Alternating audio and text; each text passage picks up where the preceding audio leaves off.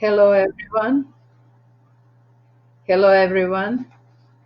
Here we are, and my job is to introduce this event, this cross-border creative conversation. And my name is, as you can see, Jadranka Anđelić. I am a theater director from Serbia, co-founder of DAH Theater, and lately, last years, living and working from between Brazil and Serbia. Today I will moderate this meeting. And this is the Arts and Human Rights Festival Across the Borders online event hosted by Smashing Times International Center for the Arts and Equality and DAH Theater from Serbia. And it's a part of the Dublin Arts and Human Rights Festival 2020 and our Serbian Festival for Arts and Human Rights in Belgrade.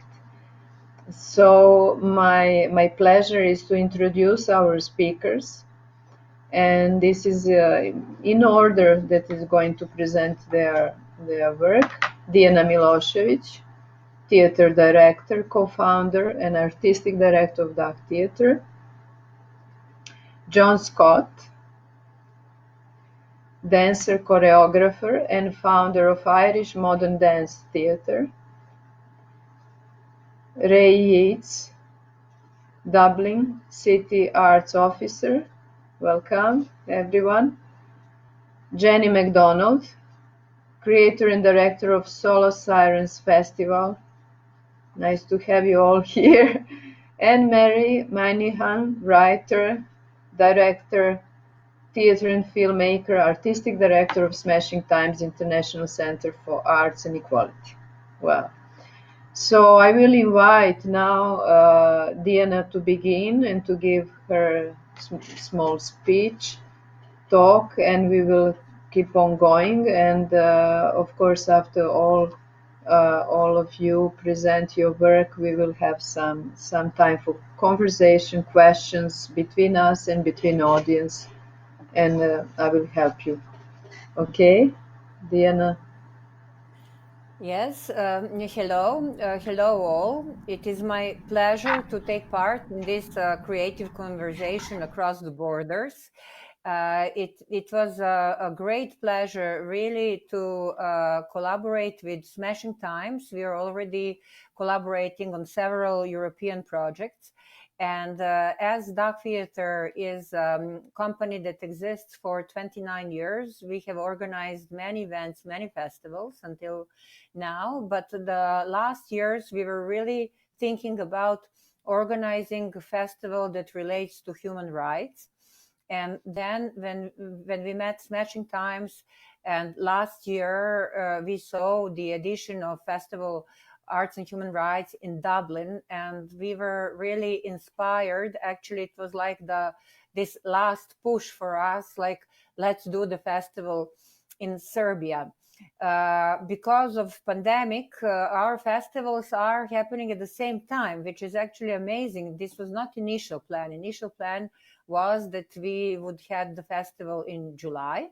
But in a way, now I'm thinking maybe this is very cool. We should really do that in a way in the future, hoping that we shall have also live events. So we are going to have to jump to each other's festivals.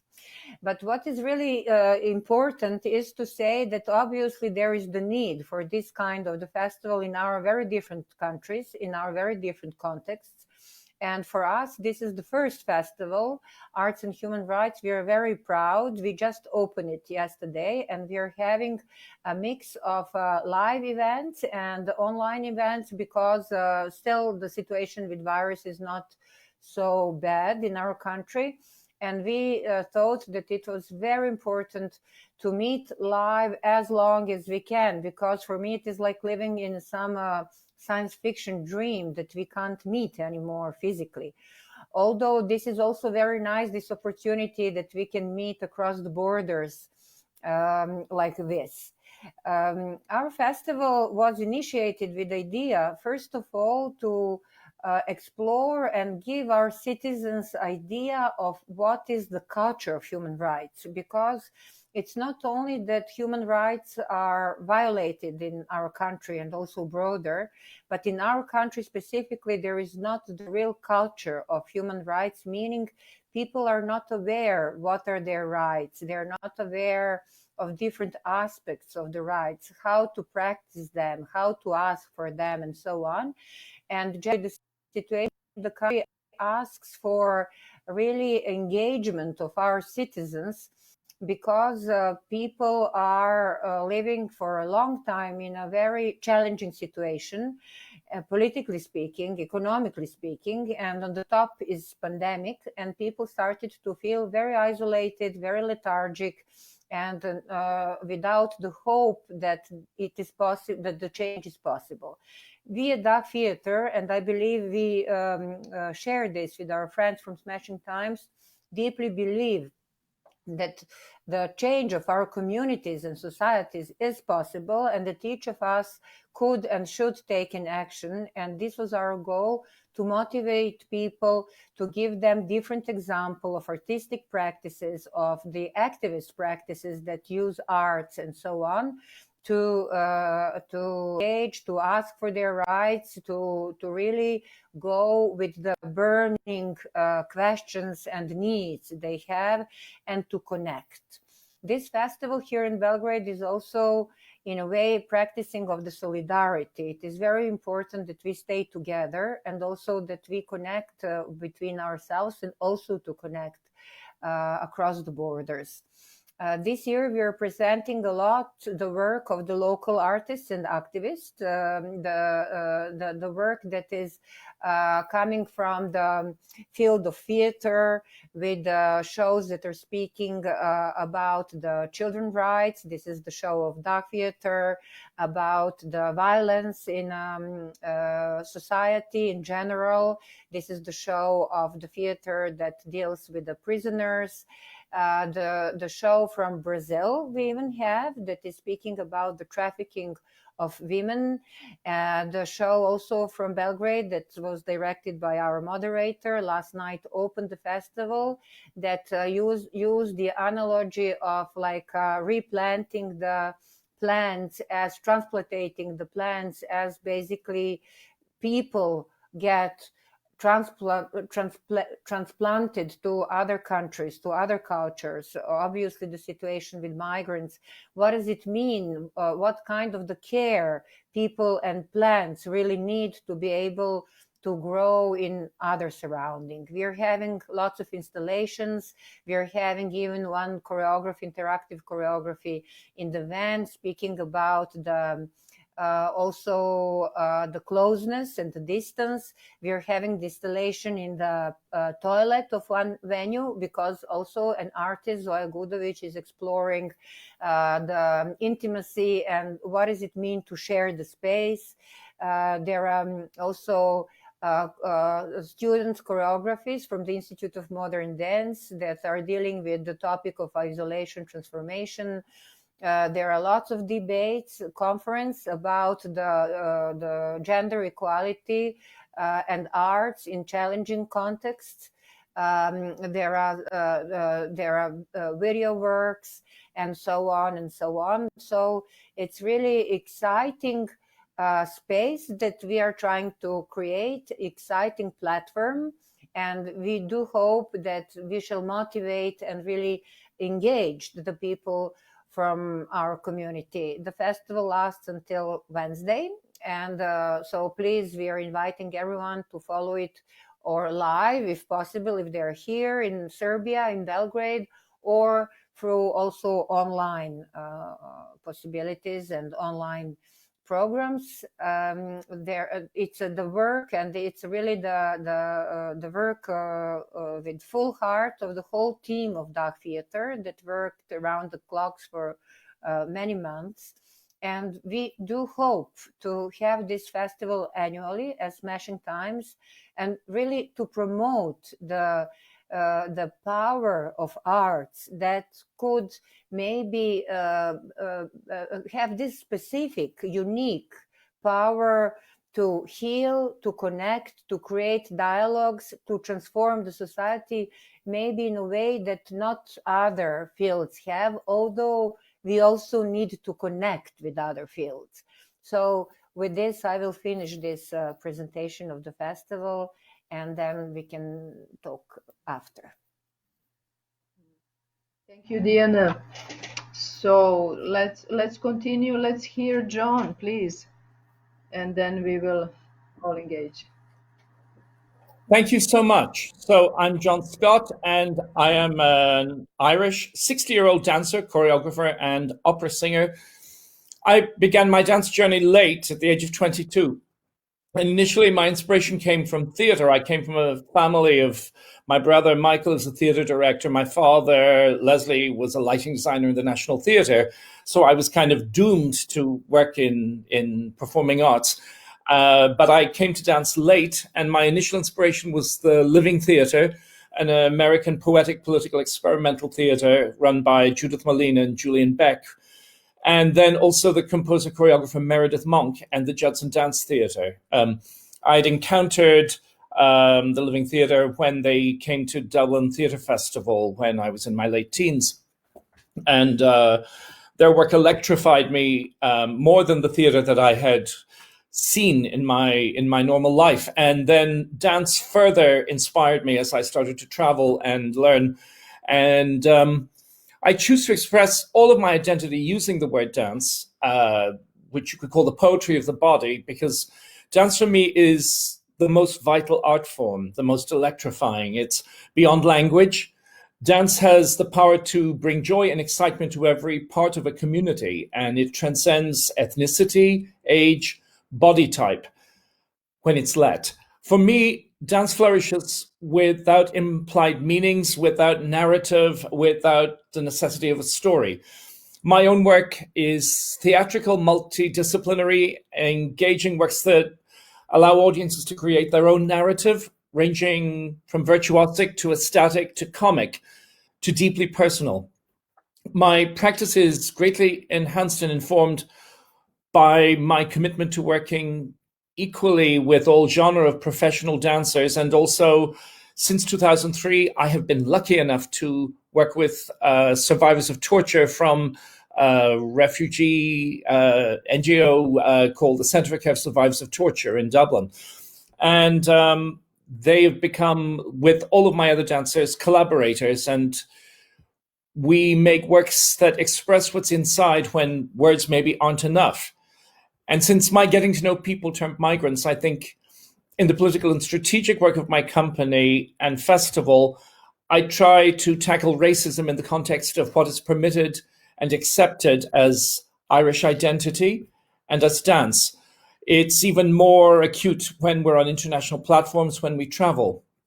One of the people I met in the Centre for Care of Survivors of Torture, who was not a trained dancer. She was from a Central African country, and she asked to work in dance because she said drama would involve talking about the trauma. But in contrast, dance would make you do things that really don't remind you of other things because your body is the one talking, not you. And one of the group described the workshops that I initially gave as giving them permission to express themselves without having to talk about the bad things. You can speak with your body in an involuntary way, things that you're not ready to speak about yourself. And I made a piece called Fall and Recover with a cast principally of people who were clients of the Centre for Care for Survivors of Torture. We made it in Dublin at a time when there had been a referendum, a very polarizing referendum on the citizenship rights of people born in Ireland. And the country shamefully, at the time I was in a studio working with asylum seekers and people who were trying to put their lives back together and to find a place in Ireland in society. There was this xenophobic propaganda coming from political parties to vote to remove the citizenship right from people born in the country. And performing Fall and Recover in that context became a political act of defiance. Refugees, asylum seekers, a country is meant to protect people Human rights are meant to be universal, but really they're only guaranteed by governments of their citizens, of the people who have papers. Asylum seekers are in an in-between state. They're stateless, they're unprotected. In a sense, they don't have any identity. And to put people without protection, without papers, on a stage, to get people to look at them, to invite people to look at them, was more political than any of us could have dreamed of, because they're not part of our society. They're without passports or state protection. So performing, speaking, dancing, it forced the audience to confront and acknowledge a part of society that they didn't normally see. And my dance lives in the present moment, and it speaks about it doesn't speak consciously, but we absorb the social changes taking place. And my work tries to be inclusive. In 2019, I founded a festival in Dublin and New York called the Dancer from the Dance Festival of Irish Choreography. It was a response to a curiosity when I traveled internationally about what is happening in Ireland. What is Irish dance? Is there Irish dance outside of river dance? All of these type of questions. And I put together a festival. Initially, we had, I think, 13 choreographers in the first edition. And this year, we had to become virtual. And we had 32 choreographers. I described it as a gathering of Irish and Irish identifying choreographers from Ireland, the USA, and elsewhere. Morgan Bullock, the African-American dancer with no Irish blood, but she expresses herself through Irish step dancing. Jean Butler was part of it. 2 Irish Nigerians, Mufutau Youssef, Toby Omotesu, who identify as Irish. And we had a panel discussion on how the body carries stories. In a way, it was about addressing without directly saying things about racism. It was addressing the perceived right of people to call themselves Irish, of different people, if they were not red hair, freckles, or if their skin color was different, or their cultural expression was outside of the permitted, accepted Irish work. What does an Irish person choreograph about, or make art about?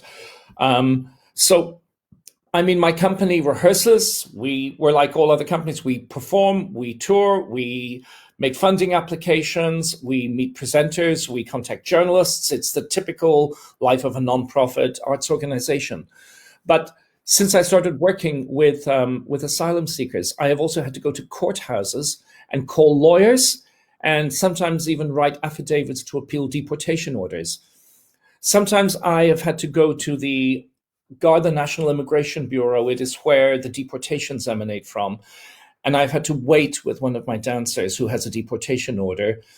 And possibly the deportation order will be stamped and they're told to come back in 2 weeks. And I watch because sometimes they are known to take them inside and upstairs and away in a plane.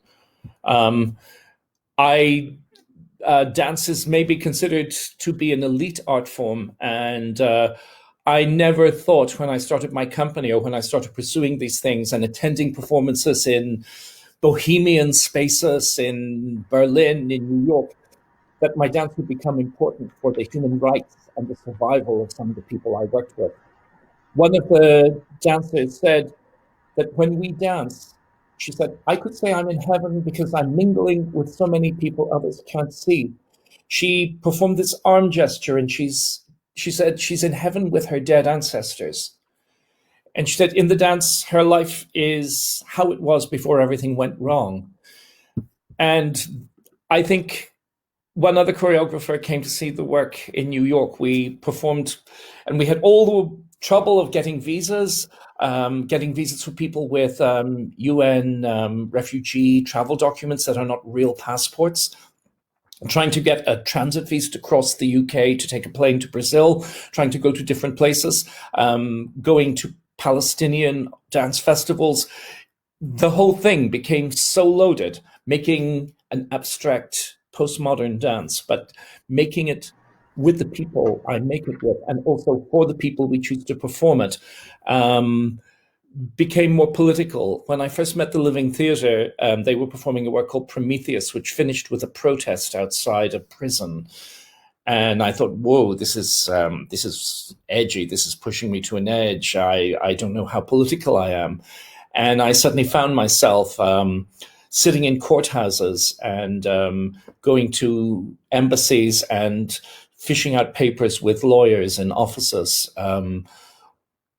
in the same place that I had found myself when I marched with the Living Theatre after their performance. I have fallen into this politics, but I pursue the right of all of the people I work with and the people I represent to work and to show their work. Traveling and bringing the work and representing Ireland with people who are not just the red-haired, pale-skinned Irish people who are doing stories about the Irish potato famine or our troubled political past. It didn't seem to me to be a radical thing to do, but it seems because some of the people I work with are attacked and criticized for not having the right to express themselves as Irish. It's becoming more and more of a battle, and the more we fight, and the more visibility, and the more acclaim we have had, I think we're winning. We're making some strides. We're establishing our identity, but then I see even more opposition. So it is a fight we have to continue and to fight more and to make awareness. And I am happy and I rejoice that the work that we do and the work of all the other people who are participating in this festival is somehow increasing visibility and trying to make a more equal and better world. Thank you. Yeah. Thank you, Ray. We will have after a little bit more time if you would like to explain more about the strategy you're using. I think it's extremely important. Yesterday here in Belgrade, we also had a night dedicated to the questions of migrants, refugees, treating of the humans coming from another cultures and not accepting them, and I think it's extremely important. I'm happy now to invite Ray Yates from Dublin City Arts office to tell us a little bit about their work. Hi, my name is Ray Yates. I work for Dublin City Council in the role of the City Arts Officer. I suppose my job is that of a public servant. So my job is to serve the public through the arts and to try to support the development of the arts within the area that Dublin City Council is responsible for. Dublin City Council is, the local government of Dublin City, and Dublin City is unusual because as a capital city, it also houses the national cultural institutions, government departments, the Arts Council. So it is always in partnership that a lot of these agencies have to work.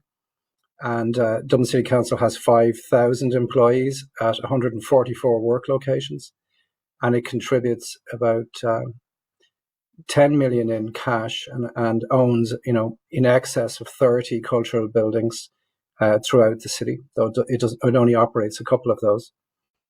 And when I thought about what I would say today, I always wait till some kind of story or image comes into my head. And the story that came into my head was that of my uncle.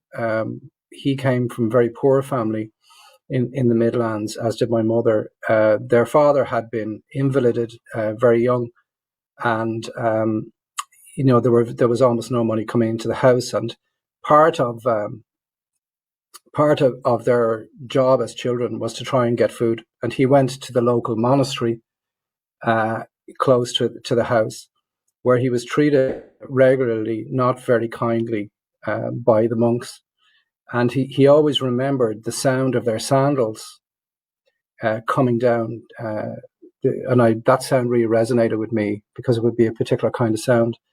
And those stories and the stories like that are things I grew up on. And there were stories of power. That was the first thing I saw, that if you have to ask for help, you're vulnerable. And if you have resources and power, you don't have to ask for help that much. You can kind of take care of yourself or buy what you want. But if you're in any way by lack of resources, maybe it's usually by accident, because of where you were born or the color of your skin or you're now reliant on people with power. And I'm very aware in my own position that people will come to me and they want help. They want support, they want encouragement, and they may want financial resources. And I can't help everybody that comes to see me, but I can, I think, try and do my very best to be kind and to be encouraging and to help where I can, and also to use whatever skills I've developed. Spent 40 years working in the arts, to use the skills I've developed to try and pinpoint the place I can be of most help with the resources that I have. And the area of human rights for me is very much about the relationship between power and vulnerability. I can admit it myself, embarrassingly, that it took me a long time to understand that I should not force my way into situations where, or take advantage or become the center of attention, when other people were struggling, whether it's in a meeting or in a situation. And that competitive part of people, that primitive part, is the place that empowers people to intimidate and exploit other people.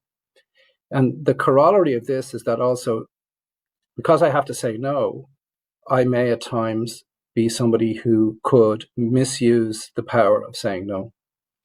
And I try to reflect on that a lot when I meet anybody.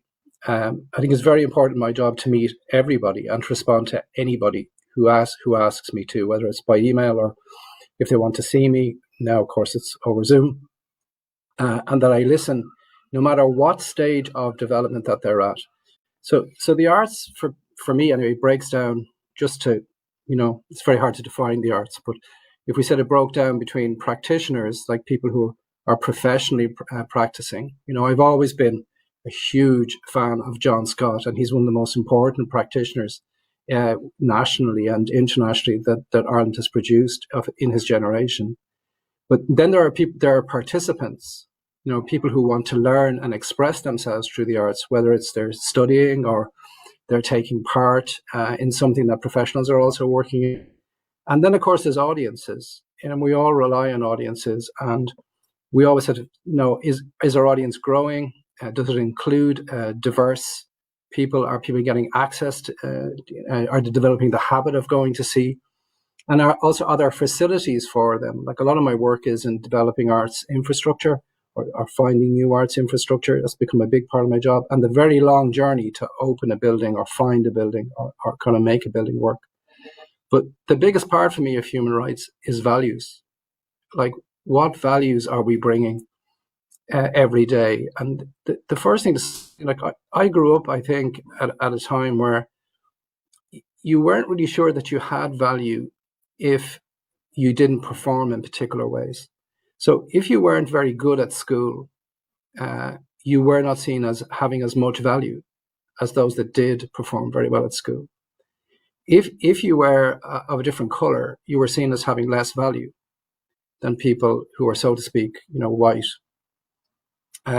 If you were disabled, if you struggled with, any kind of difficulty, you automatically became marginalized, because the strong, those that without those difficulties could proceed. And we still reward this.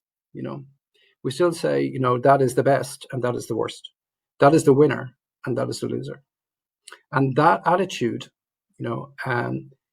is something that really has to be investigated, because we do want people to really express themselves and realize their potential. But you only have to go to an unemployment office when I was younger, when I was unemployed, and could feel that you weren't very valued, because even the decor in this office and the manner in which you were treated was very different than if you were going to a different kind of office. And to this day, that very stark, simple way of looking at people always keeps impressing me, because everybody should be treated as if they are of value. Even if they have behaved badly, maybe particularly if they've behaved badly. Like, I think, of prisoners in particular who for all kinds of reasons may have been seen by us to have hurt other people or damaged society in some way. It's a mark of us, of our generosity, how prisoners are treated or how people are treated if they've behaved badly. And I think what unifies all religions, that could claim to be a religion, is compassion. There isn't a religion that doesn't subscribe to this. So I try in my work to have that reflected, and I'd be particularly sensitive to projects that very much look at a standard artistically, but also want their project to be the development of people involved. So John Scott's project is very, very typical, I think, of a project where excellence is important, but inclusion and development is important. And I think, too, it's good to talk artistically for a second, because some people say, but if you're working with people who are not talented, to use that word, who are not professionals, aren't you trying to make like a very bad soccer team try to look like they're playing in the top league? And you see, that analogy again looks to the winner-loser way of thinking about people. Art rises above this and says the rules of every artistic project are different. And you can construct the rules in a way that you can become artistically very significant. So I remember back, for example, on Broken Talkers, when they gathered the gay community into a choir in a great project. And the way that whole project was constructed and the authenticity of the participation made it artistically significant in a way that only these participants could have created. So it's not the case there are winners and losers in the arts. There is the right kind of participation, the right kind of practice, the right kind of audience engagement, because development and indeed human rights are an attitude much more than they are an activity. And we don't always have to focus on those that are marginalized, but to try to be the change that we want to see in the world. It's one of my favorite phrases. And to accept also, like as the Dalai Lama says, that everybody wants happiness and everybody wants to avoid suffering. But at the same time, there is suffering. And it is difficult also to maintain a long period of happiness. You have to maintain it in all kinds of, very difficult situations. So in approaching the arts then, I can't be separated from my values. And I've fallen many times and fallen into the trap of competitiveness, fallen into the trap of the hierarchy, fallen into the trap of, trying to be a winner rather than simply, embracing my own vulnerability, my own insecurity, and realizing that everybody's struggling. It's difficult as well, too, because a public servant has to be precise. I have to make sure that you get exactly the right money that you asked for, and the report is correct, and that everything is put together in a particular way. And you expect that precision from me, the public does. And how can I bring gentleness and precision together is a big challenge for me, because I've often fallen into, I'm being very precise now, I'm going to be very tough. And sometimes I've been so gentle that I lost precision completely. So combined gentleness and precision is an incredibly important part of my job, and that I always try and be gentle, even under, pressure, because it can be the case too that people who are suffering are not always very nice to you. And it's very important that I check my privilege and do all I can to return gentleness, no matter what the pressures that are put on me. I wish I could achieve that at any kind of very high percentage, but I really try to. And like many people who grew up in the arts and tried to be a person, kind of the force of our personality is terribly important in the arts.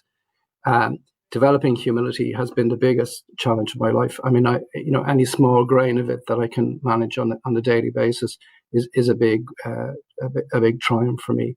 And I've always liked that definition of humility, that we know who we are, and we're trying to be all that we can be. So I didn't want to speak today very specifically. I mean, I've worked a lot in community and I've worked a lot in the area of poverty, but it's obvious if you work in a poor neighborhood. I worked in the area of Ballymun for many years, and I visit a lot of the poor areas of the city who have arts programs running, that poverty is almost a spiritual condition. You know, there's an enormous difference between being broke and having the perception of being poor. And it's very important that the idea of esteem becomes central to how we treat people, and and the arts are an enormous liberating factor. They were an enormous liberating factor in my own life when I realized that I could, in fact, jump out of the class that I was in, so to speak, or as Dermot Bulger says, we don't have a class system in Ireland, we have a caste system. That I could leave the caste I was in and I could be mobile. And I think the arts gives enormous hope to people that they can step out of the boxes that they are in. Like hope is an incredible word. And, I remember one writer talking about how it kind of removes the suction cups that we have with the past, and it alleviates us from the anxiety of the future. So yeah. I think that giving hope to people is the most important thing, particularly when they're marginalized. And that hope can come just from being treated in a decent way. Like the city, for example, is the Dublin Region Homelessness Executive is in Dublin City Council. And I've watched colleagues all of the time behaving with great compassion to people who are suffering. And it is a very difficult situation when the demands are so great. I suppose I'll conclude by saying that I'm very honoured to have been put. I'm very honoured to have been put on the panel. I don't have the track record or extraordinary ability in this area as the rest of the panel, and I've really learned a lot from the speaker so far, and I look forward to the rest of the debate. Thank you. No, thank you so much. It was absolutely inspiring talk of you, and it's really incredible how much ideas we share. Yesterday and today we had very many things in talking in Belgrade, which are very, very similar what you're talking about. But we will have a next round of speeches, and you will have more time. So thank you very much. It was really wonderful what you said, essentially. And I would call Jeannie, please, McDonald, to continue, and please introduce yourself and have a small talk about your work. Fantastic. Thank you so much. Really wonderful to be part of this, as people have said, and already I'm kind of furiously writing notes and feeling inspired by the things that the other speakers have said. So thank you for that. I'm here to talk about a project that happened in 2019, which was the Solo Sirens Festival. It was a festival we created at the Civic Theatre in Tala.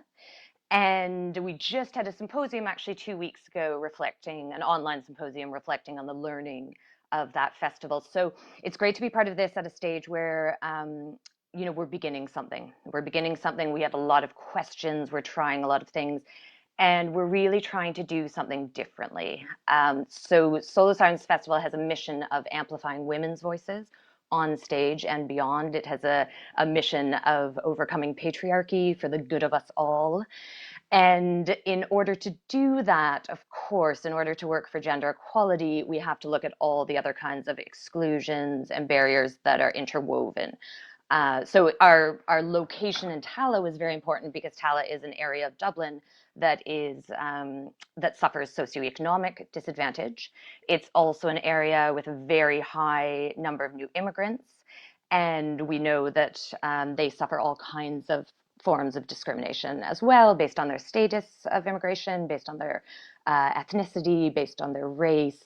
So when we came to addressing gender, we knew that there were a lot of other things we needed to address at the same time, and a lot of other assumptions, because patriarchy comes with all kinds of bedfellows, I suppose, like the very rank and oppressive form of capitalism that we're living in.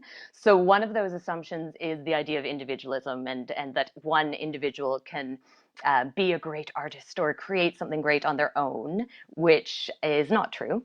So we are a collective, and I do want to acknowledge the people I did this work with. I mean, I'm here on my own, but I've done this work with wonderful producer Jennifer Webster, wonderful assistant producer Martha Knight, and then a whole team of women who made this festival happen, and a whole team of men and women and people outside of gender binaries who came to participate in the festival as audiences as well.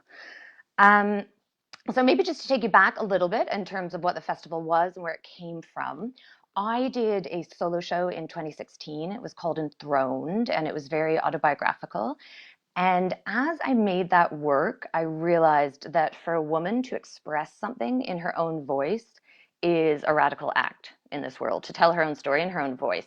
And it shouldn't be radical. So I was struck by what John said. You know, John, you were presenting some work going, this actually shouldn't be radical, but the sad reality of the context we're in is that some things are radical that should not be. And I found that as I wrote that piece, as well as telling the story, I needed to confront all the kind of patriarchal gaze that a woman's story is framed within. And I particularly needed to confront the patriarchy within myself. And that was perhaps the most disturbing thing to look at. All the self-doubt, all the self-recrimination that I think is very insidious in the lives of women, and it holds us back, and then the world is deprived of our voices, and it's time for that to change. So what we did in 2019 in the first model of this festival was we presented 3 solo works. So I wanted, although it was a solo show, I mean, there's no such thing as a solo show. It takes a village. So I wanted to work with other solo artists. I wanted to find out what challenges they had. I wanted to find out what they'd learned from creating their work. I also do a lot of community engaged work. So I wanted to work with a local collective of women and to help to facilitate a process in which those stories and those voices could be heard. We also tried very much to work with the audience as participants. So somebody at our symposium a few weeks ago said that he didn't feel like a consumer as an audience member, and I was really delighted to hear that, because I think that notion that the arts are products to be consumed is not very helpful or very creative, and certainly doesn't allow us to create change through the arts, because the idea that everything is a product to be consumed is something that comes from capitalism. And I think we're in a stage right now in the world where we're really aware that that model has to change, that it's not working anymore. So our audiences were part of the festival in a very participatory way. We had discussions, we had video feedback, we were engaged with the audiences throughout. The festival happened over 6 weeks. It happened every weekend, every second weekend for 6 weeks. So the idea was that a dialogue and a discourse could build. And as I said, we had a symposium then online a few weeks ago, and our audiences continued to be part of that and continued to be part of the dialogue. And we really strove to find ways to have difficult conversations, because I think right now we're at a point where we're hearing a lot of stories that we haven't heard before. And thank God it's time. Thank God we're at this watershed. But also it's tricky to have those discussions. And we didn't want to have a party line. We didn't want people to feel like there was a clear right or wrong. We wanted dialogue, not debate. And we wanted people, when they hit their blind spots, including ourselves who were making the work, that they would be cared for in that moment, like that there would be gentleness, that there would be a kind of I love that Ray used the word gentleness, because we need to be gentle with each other, because change is hard. Change is very hard. Another aspect of the festival was mentorship. Martha, our assistant producer, came in as a mentee. So did Michelle Henry as an assistant director to me. And that was very important, because I believe very strongly that young women need role models, and that young women need a space in which they can have honest discussions about how patriarchy and the lack of gender equality is affecting them. And certainly when I was starting out, I wished I had more of those spaces. So I hope that that's something that we're creating for young women. We also had an academic, Claire Keogh, PhD candidate at Trinity College Dublin, and Claire was researching the festival, and then she presented her findings at the symposium. And that was very important for this first round, particularly, to have an outside eye who was noticing what we were trying to do and what was working and what wasn't working. Something that I loved that Claire said in her paper is that she said she felt the festival presented a kind of way of being rather than the way of being. So I think we've been at a point in the arts and in the world where we've been saying for a long time there is the way of being, and actually we now know that the way of being is extremely specific to very few very privileged people, and we want a world with a multiplicity of ways of being. So that was what we hoped to create in the festival, and what we hope to try to continue to create going forwards. And then I think we also wanted a space where people felt they could exhale a little. I think, again, we are on this like production model in the arts world, and it's very hard to change anything if we can't pause and reflect. So we tried to build space for reflection in for our audiences, but also for ourselves as a team of artists making the work. And we're continuing that process. I mean, something I love about our meetings is, on the one hand, we're going, okay, what time is the tech? And how long can the post show last, and what time does the videographer arrive? And then at the same time, we're also going, are we truly feminist in the way that we run these meetings, and is our aesthetic truly feminist? And so we're trying to create space to reflect and to have dialogue as we make the work, and to keep changing ourselves too, as we hope to also create a greater change. So I guess just as a final thing to say with respect to human rights, again, I think the location in Tala is very important for that. I know Article 27 of the Universal Declaration says that everybody has the right to participate in culture. And we know that in Irish society right now, actually, very few people have a chance to exercise that right. And the Civic Theatre has done a lot of really important work to make sure that people living in Tala and South County Dublin have that capacity, as has Tala Community Arts, who are another organisation that helped us and supported us to create the festival. So wanted to acknowledge them as well. And if you're interested in our work, we always would love to hear from people. So we're Solo Sirens across all the social media. Our website is www.solosirens.info, and you can find out how to contact us there. But maybe I'll leave it at that, and then we'll see what other chats come up for the rest of the panel. Thank you. Thank you. Thank you, Jenny. Yes, we will have more questions for you later. And I would invite now Mary, please, to talk a little bit about her work before we pass to the questions. Yes. Hello, everybody, and I'm delighted to be here on this panel with all these great artists and cultural makers. My name is Mary Moynihan, and I'm Artistic Director of the Smashing Times International Centre for the Arts and Equality, and I'm also a writer and a theatre and a filmmaker. And Smashing Times was set up in 1991 by a group of women artists who met at the Focus Theatre in Dublin. And initially, we were all working within a professional theatre context, and we were very aware of the power of the medium we were working in, which was theatre at that time. And also, as well, we felt in 1991 that theatre was still theatre was exclusive. There was an element of elitism in theatre, and I very much wanted to do something about bringing theatre outside of a traditional theatre space out into communities. So that was the reason why a number of us got together, and we said, let's continue to create professional theatre work, but let's bring it outside of the traditional theatre space. Now, there was another reason why we set up as well, and at that time it was to do with, we were mostly women when we first set up the company, and we were very conscious at the time of the lack of women playwrights and the lack of strong roles in theatre for women. So again, we wanted to start creating our own work, and also looking at work by women playwrights and how to bring them more to the fore. So we set the company up. We started taking theatre out into different communities. We literally, in the beginning, got on a bus, took our shows out, put on the shows in different communities across Dublin. And after the shows, we would have post-show discussions with our audiences. And those post-show discussions became so animated in relation to the issues we were bringing up that we started to design workshops, because we felt, rather than just talking, how could we continue to use the medium of theatre to enable people to themselves express in a more fundamental way, using the body, using the voice, using the imagination? How could we enable or pass on this power of theatre for a more deeper form of dialogue and a deeper form of expression? So we started designing workshops. For many years then we worked in peace building and reconciliation in Northern Ireland.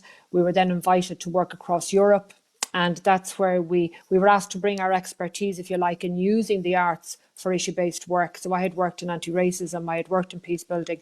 We run an extensive programme using the arts to promote mental health. And we were asked to share this expertise working with different organisations across Europe, and that was a fantastic opportunity. And through that, we met people like Diana from that theatre in Serbia and many different organisations. And what I found very interesting about that was, in a way, we felt we were alone. We felt we were on our own creating the type of work we were doing, because we were, if you like, going against the mainstream. We felt for a long time in Ireland that our work was not accepted. We felt we were outside. We chose to be outside, and I think that's really important. We didn't try to get inside the mainstream structure. We saw a path, and we wanted to go down this path of using the arts in a different way, using the arts for diversity, for inclusion, using the arts to challenge the inequalities that we saw. And we made our own path as we went along. But what I found interesting, when we met with different organisations across Europe, we found similar journeys. So, for example, with Da Theatre, they had worked in a post-conflict society. Their journey was very similar to our journey. The methods they were using was very similar. We also had a talk as well about how, and I wonder, is this just with female artists? Is it a stereotype? But the fact that we didn't, up to a certain point, write down what our methodologies were, talk about our methodologies. We were very busy making the work. But how do you define what you've just done? To sit down and look at how you've created work in this unique way and to share that with the wider community. And that's a process we're undertaking now. And then, as part of the work over the years, we decided to set up the Arts and Human Rights Festival, because we wanted to find a way to make more visible the work that was happening using the arts to promote human rights, and also as well to try and find a way to celebrate human rights. A lot of the issues you work with can be very dark. You are going into spaces, having difficult conversations. But I suppose for me, the work is about going into the dark areas and finding a way to shine the light on those areas. And as well, what I was particularly interested in with the festival was making connections, because even though we talk a lot about connections, we talk a lot about bringing different communities together, there is still barriers that exist. There is still a lack of communication. So, for example, even though we've been separated by COVID-19 and by lockdowns, the separation has kept us apart. But yet, by going online, we have found a lot of artists and a lot of organisations have started to come together to have the conversations. And I suppose the conversations we're having at the moment is, we've reached a point in society where I feel we're at a crossroads, if you like. There's a lot of talk about creating a different type of world, talking about looking what our values are. That's what we're doing with our artwork. We're talking about sharing the values. So the values that Smashing Times would have are values of inclusion, values of diversity, values of having a multitude of stories, challenging the dominant narratives that have been told and bringing different narratives into the space. And how do we make that more real in society is a big question that I'm asking myself at the moment. And what I mean by that is that I feel, for example, in Smashing Times, we have done a lot of work around how to promote diversity, how to promote inclusion. But is that enough? That's what I've been asking myself. Is it enough to have representation? Is it enough to have the language around diversity and inclusion? And I don't think it is, because what I think is happening is I'm seeing diversity being spoken about, I'm seeing equality being spoken about, but are we seeing real change happen?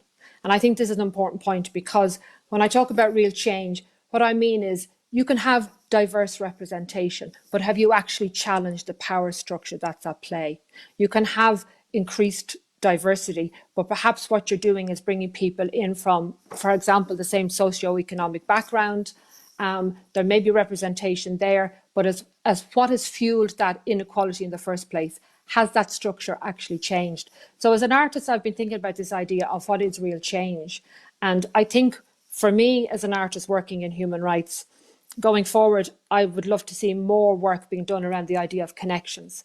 The European connections with artists across Europe are so important. The connections that are being made in Ireland with diverse artists coming together, around gender, around neurodiversity, around all the different areas.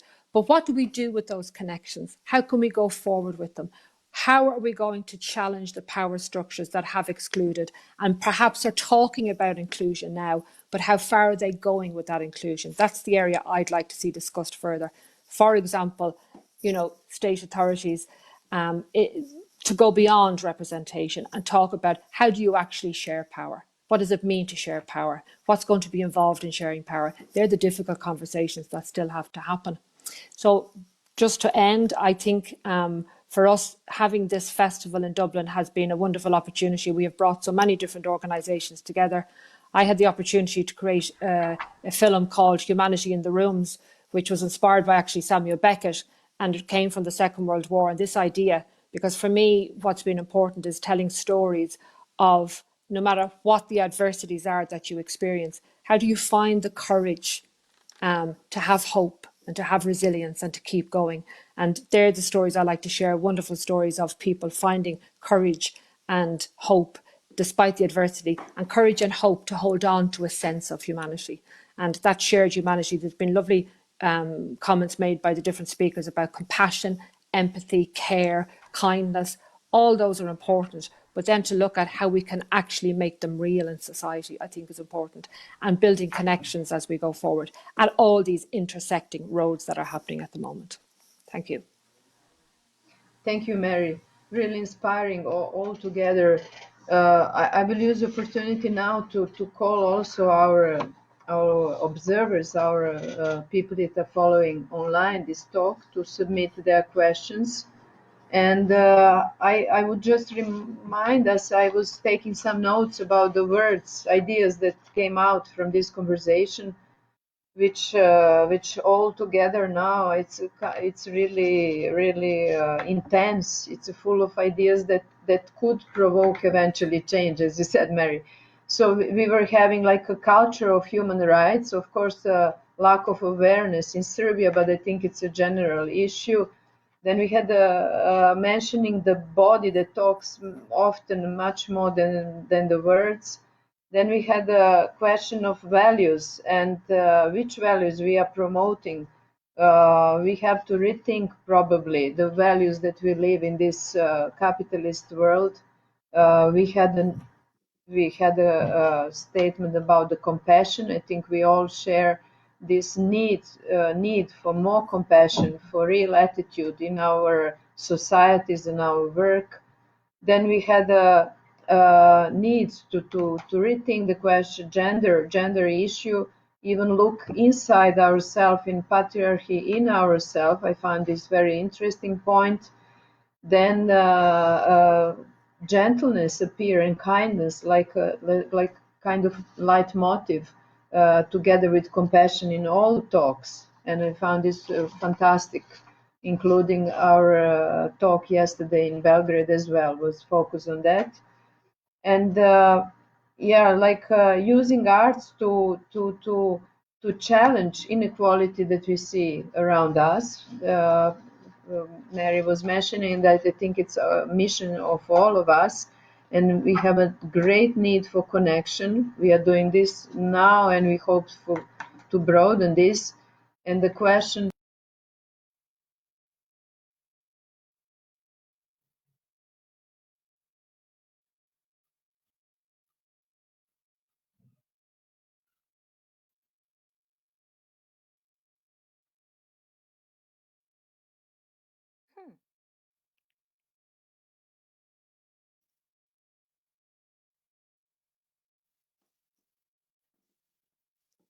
Yeah, I will. I think all those different things that were being, the idea of sharing power, I'd love to maybe generate a discussion on that. What are the values? And I do think there is a commonality of values here. Something that I wanted to say very briefly was what Smashing Towns have become aware of through our connections in Europe, and Diana, you can probably speak about this, is we are seeing attacks on artists across Europe happening. So artists are standing up for human rights, but what we're seeing is artists themselves being the victim of human rights abuses. So, for example, we know from an organisation we're working with in Poland that the artistic director of the main theatre company in in Utz in Poland was recently forced to resign because he would not agree with the policies that were being passed down from the government in Poland. We're seeing that in Turkey as well. There's a number of theatre companies have come out and said that they're being denied funding. So funding was taken away because of the lockdown, and the Turkish state have stepped in to give funding to allow the theatres to open again. But what they're doing is they're not giving funding to the theatres who have any kind of left-wing philosophy or don't adhere to the Turkish political ideologies. We know it about Belarus. Diana, you can talk about Serbia.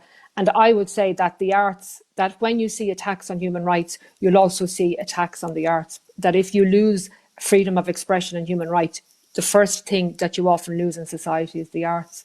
So I think it's become very important what artists need to do in terms of raising awareness of human rights. So I don't know, what do you think? Does anybody have any views on that in terms of the, have the arts become much more fundamental in society? Are they important, and do we need to look at how we link much more closely to what's happening in terms of attacks on human rights in Ireland and across Europe? Anybody want to comment on that? Okay. I would like to comment, yes.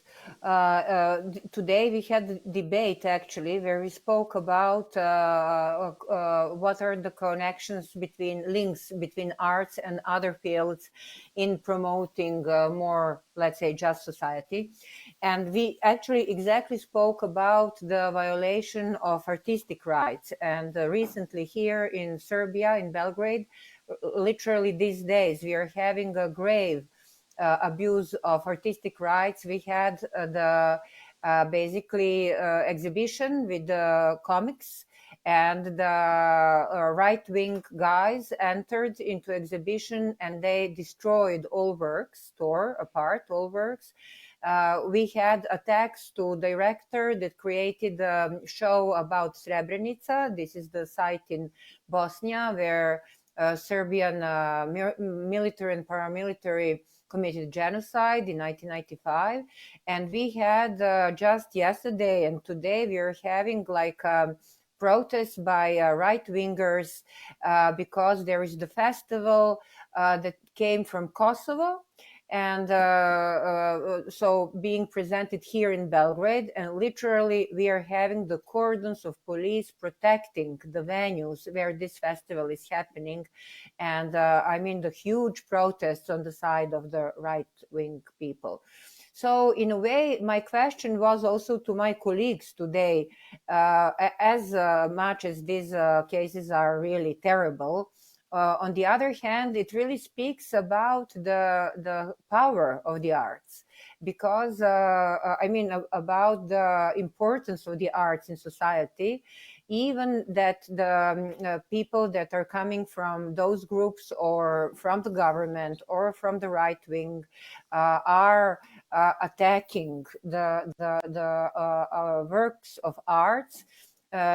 In a way, this also means that art became very important, and that art is obviously the way to open up the important discussions in the society and open up the change. So as much as it is a very serious violation of the essential human rights, at the same time, for me, there is even something bizarrely optimistic in this situation, because arts do matter.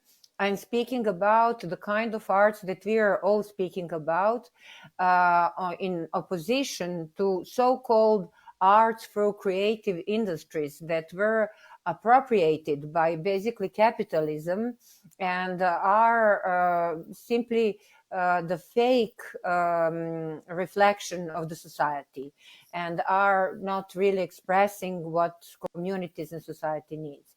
So, I mean, this was my, this is really something that is ongoing here, and it's ongoing all around Europe. But in a way, it really witnesses about the importance and the power of arts. Okay. John or Jenny or Ray, would you like to comment on that, on the idea of, and I see a question came in too, because it's about using the arts to stand up to intolerance, the growing intolerance. And are we protected in Ireland? Is that intolerance here? Some people say that You know, we're seeing more intolerance in Irish society. It's always been there. Is it growing? How does that impact on us as artists? I know in my festival, I programmed Morgan Bullock and also several other Irish choreographers who didn't look Irish. And on social media, they were subjected to hate posts from people when we ran our festival. And our social media person was going around deleting them. There were a small number, but they were coming in. Maybe that's from a very small fringe. Something I've found is that there are different battles that we have to have, and some of them are tiny, tiny battles, like even something about casting.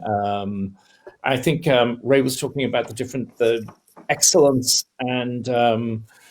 and there are things in contemporary dance. Some of the dancers I work with are these beautifully trained, excellent stars who have spent years in conservatoires, and they are magnificent, magnificent dancers. And some of the people I have put into the same production come from a village in a small country in Africa and have no theater etiquette, no performances training, and it's been at times a clash, even within the dynamic of the production and the rehearsal process, accepting these different levels of expertise. But for me, the dancer who's got the most beautiful high legs or is doing these beautiful things, that's one type of virtuosity. But everybody I have put into the work is in another way virtuosic. It's maybe an inner virtuosity, it's a spiritual virtuosity, so that this woman comes from this small village and she just does this with her arms and she just loses it. And everyone just drops everything and we can't stop looking at her. And for some reason we're crying and we don't know why. And she told me some anecdote about what had happened to her and what she was letting out at that moment. She told me a couple of years later. And these are battles. And I do what I do to make my work. I do fight a fight, and I've embraced that fight, and I'm enraged. I'm enraged sometimes by my own colleagues, by people within the profession, and how that kind of work is perceived. And because some of the people I work with are survivors of torture, as opposed to just migrants who are coming in looking for our jobs or living off our welfare system, that they have a sad story, and that's permissible and that's acceptable. There's just so many subtle things I come across, and so many things I learn about everybody. I don't know. There's big battles, and I remember Judith Molina when I spent months in my youth running around France in Volkswagen bus with the Living Theatre, and Judith Molina was part of it. And she said the thing about the political theatre is it must always be great art. She insisted, I insist on great art. And to seduce through the beauty and to make the beauty so overwhelming. I think they also talked about Genet used some idea of great beauty, and for the beauty to be so overwhelming that it seduces and it breaks down, and maybe through that it hits people. Because I think if we're overtly always at the political question, it can maybe switch some people off. But we lure them. We do what we do in as full a way as possible, and that can make a difference. We performed last year at the Five Lamps Arts Festival at the Canal Bank for people. There were just ordinary people passing by, and they watched a performance with a Nigerian Irish dancer and a white Irish dancer doing it. Two beautiful men doing this intimate duet, leaning on each other, and just to look at how they reacted or responded and how visceral it was. And it was free. It was out there, and it was the weirdest dance you could make. And there's different levels of battles, and there's different things. We didn't do this as a battle. We wanted people to see it, but to see it in that context and to make the work available, and to invite it to be seen. We didn't do it for a fight, but it turned out to be a type of a fight, and maybe there were victories in that as well. There's so many different fights, and everything you were saying about the diversity, the inequality. I get called sometimes by theatre directors and other artists, people who say, "Oh, I'd love to use some of your Africans." And it's not done in a derogatory way. Can I have the emails of your Africans? And I remember saying to one, "Are you going to pay them?" I said, "Well, we don't really have much of a budget. We've got a big production costs, and no." And they thought that was okay. They weren't. Yeah. These are nice people. Yeah. And I just maybe it's about attitude, really.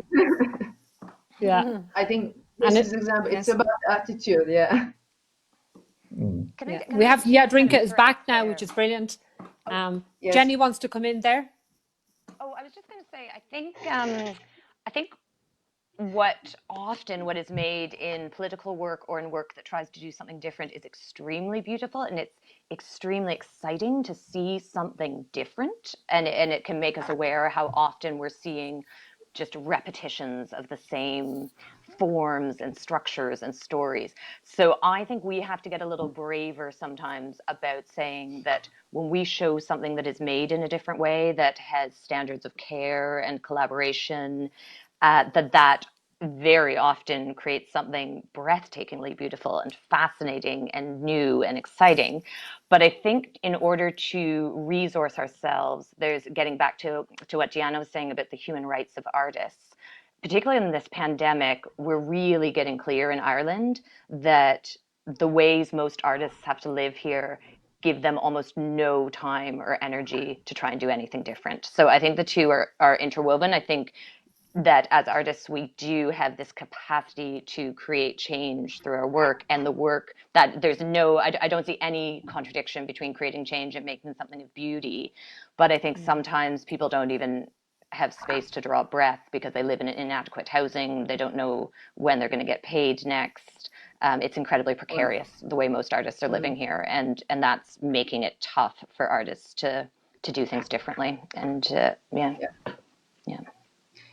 I was asked to pass. We have a question from the audience, and this is the question from Sarah Walsh, and she's asking, can the panelists that work with drama and conflict or peace building talk about how they approach distance in their work in relation to conflict, violence, or trauma? So maybe would like John, Diana. I'll very quickly say something was my when I first went to the Centre for Care for Survivors of Torture, and I went into this room and I wondered, what does a torture survivor look like? There was this group of ordinary, beautiful people sitting in the room, and I said to the facilitator, who was my go-between, I asked him, "Is this the group? They're all torture survivors?" And he said, "Mm-hmm." I said, "Are there any do's or don'ts? Is there anything I have to know?" And they said, the one thing I could not do was ask what had happened, because they were in the process. One of the aims of torture is to destroy people without killing them, as a way of spreading terror and fear in society. It's more effective than killing someone, because if you have someone who has been tortured or destroyed in the community and they're visible, they frighten everyone else. Whereas if someone is killed, they disappear and you forget about them. So I couldn't ask anything. I could not. They said, you can say, what's your name? Where are you from? But that's it.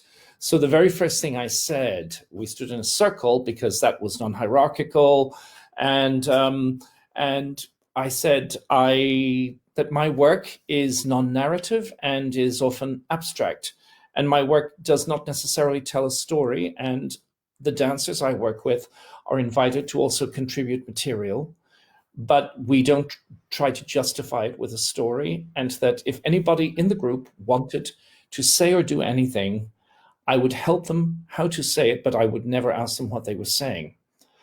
And afterwards, they told me that when I said that, they felt secure. They felt it was the pact with me that they thought, okay, I think this guy can help us. And in a sense, they used the situations, the workshops. They were just workshops. I didn't even dare think of making a performance. It took a year, and what happened in the workshops was just so incredible. Every workshop was like the best workshop of my life, and the things that were happening were humbling me, exciting me, and making me cry. And I was babbling. I was going out of these workshops and going into the studio with my professional dancers saying, "You can't believe what happened yesterday in the thing." And I thought, I have to do this. Finally, I went to them and I said, "Can I make a piece? Will you perform in a piece? Will we make a piece together?" I still don't know. For most of them, I don't know their stories. I don't know the personal stories. And that was one of the things about the nature of the work that I was making anyway that fitted in with the needs of the people I was working with. So it was distant. But there is something, Martha Graham, the choreographer, always said, the body does not lie. And some other truth came out of the dancers. We performed part of one of my works, The White Piece in Paris, and this woman who shakes all the time, I made her a solo, and I just said, breathe and try not to move. And she just breathed in, and she was holding herself. And this French critic said that he'd heard that the cast were survivors of torture, and he thought he was going to see something with chains and people doing muffled screams and these kind of things. And he saw this very beautiful, simple thing. But he said this solo of this woman where she was holding her hands and trying to not shake, and she did this to not shake. He said it was one of the most violent solos he'd ever seen, because her history and the waves of what had happened to her was coming out. She was not doing it. She was breathing and trying to breathe and hold still, but something else came out. So it was always, with me, it was indirect. That wouldn't work for everybody, but in the nature of my work and my work process, the fact that it was indirect got some other larger thing out. Yeah, thank you, John. We have not so much time left. Would you like to comment, Diana, these questions before I have a last closing questions to Mary and all of you? Yes, I can tell many stories about the work in the realm of peace building and conflict resolution and arts. But actually, what I would like to reflect on is something that Ray said that really struck me. And he said that he is the civil servant that serves. And this is something that I never heard here from any civil servant, from people working in the arts councils or ministries and so on, that they serve. And I think that the way how we artists could and should work is to serve. And this is what was my and our experience with working with people coming from very traumatized situations and backgrounds and so on. I always felt humbled, and also I'm feeling all the time that I'm just serving. And I think that could be the answer to this question. And also the notion of beauty is an excellent work is so important. And I used to say that basically if idea is so important to community and to society, then the work has to be even better, even more done with excellency, damn good, let's say. Yeah, So I think, like we all agree, really the power of art is in the excellency and the power to influence the society, to talk about the human rights, and of course, even more for that, our work can be provocative and not very much wanted, not very easy to give the money for. And the question is maybe this time, especially for Mary and maybe Ray, and what can we do if our work is getting more and more provocative, and how we can secure that if we can get funding, and is it maybe one of the way in connections, in getting together and creating more links between the artists which are engaged in the works like this. So maybe Mary and Ray, if you can share this time we have left. Okay. In a way, this idea, provocation, it goes back to the type of work, for example, we do in peace building. For me, when I use the arts in peace building, I'm very much about going in and bringing together groups who do not get on with each other, bringing together groups who have experienced conflict. And for me, that's about creating a safe space. So there's a lot of paradoxes in the arts, and particularly in theatre. And the paradox is you're creating a workshop or a performance where you want to encourage people to take risks, to go beyond their own position, to reach out, to maybe express things that are difficult. But to do that, you have a responsibility to create a safe space. And for me, that's what the arts do. The arts create a space that enables and empowers people. So for me, the arts, we may use provocation, but it's not, if I'm working in human rights, it's not provocation for the sake of provocation. It's provocation for genuine change. But to do that, you have to be open, you have to be inclusive, you have to use your art to create an environment where all stories are listened to and heard. And in a way, it's that idea of disinhibiting, building trust, creating that environment, which could be a mirror of the larger world we'd like to see. It is a world where we all are unique and we can all express who we are, no matter how different that is. And I find a way to listen, have my story heard, but equally, how do I step into someone else's shoes and listen to their story, no matter how difficult that may be. So for me, yes, you can use the arts to provoke, and we do want change, but it has to be done in a way that is empowering for everybody, not in a damaging way. It's a safe way. And again, it's the paradox. We're taking risks, but we're being safe. We're challenging people, but yet at the same time, we're doing it because we want to create something we want to transform and create a society that is a vision of a better world, if you like.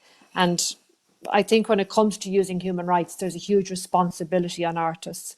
And your core ethos and your core values, that's what counts. That's what's really important. And in a way, that's what joins us all together. We've defined those core values. They are empathy, compassion, care. They are about transformation. They are about saying we want a better world to live in. So how do we make that real? And again, I go back to that idea of let's not just talk about it. How do we create that transformation? Yeah. Yeah, I'd really agree with what everything Mary said there.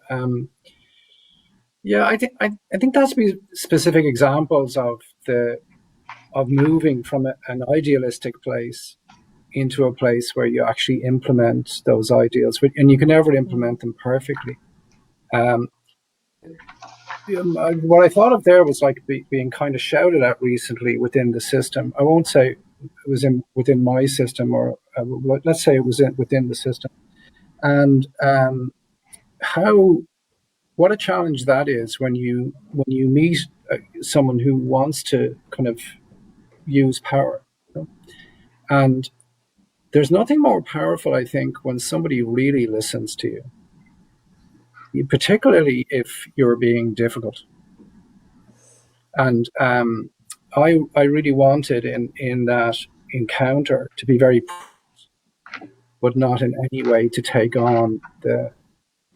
And I haven't always succeeded in that, but on that particular day, I got the grace to do that. And slowly but surely, this was, it started to step down, and there was a good, a good outcome. And also it's really important that there's kind of forgiveness as well, because like I've made an awful lot of mistakes, and people have been hurt because of those mistakes. Other people will make mistakes, whether through the misuse of power or whatever.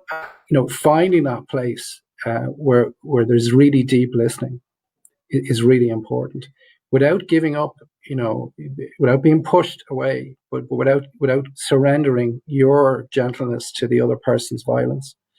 And then when things are implemented, artist pay was brought up there. If we're going to make sure that artists get paid on projects, we're going to need very complex instruments because artists also sometimes want to give their time and do give their time all the time, and they're free to do that.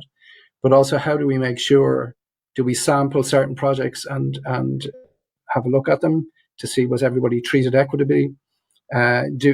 What exact protocol? And it would take some time of debate between public servants, artists, producers, to find protocols that make sure, and it's that very specific implementation that's part of my job. I think it's easy to say the broad idealistic thing, but as Mary says, it has to be translated into protocols and instruments that actually work. Thanks. Thank you. I think we could not have a better closing of the session. And here we are at the end. I think it was very inspiring. We brought very many strong ideas and visions, which I think it's really the way that we assure that hope happen. This hope that we share that transform in something real and in changes that we all want. And I really think all together we have the power, and more we are together, more probability that we achieve these future foundings and secure the work going on. So I have to thank to every one of you, all our audience that was following the event. And this was the closing of this Arts and Human Rights Festival Across the Borders, hosted by Smashing Times and Dach Theatre. So across the borders, Ireland, Serbia, and I thank you again and hope to see us all for the next meeting soon.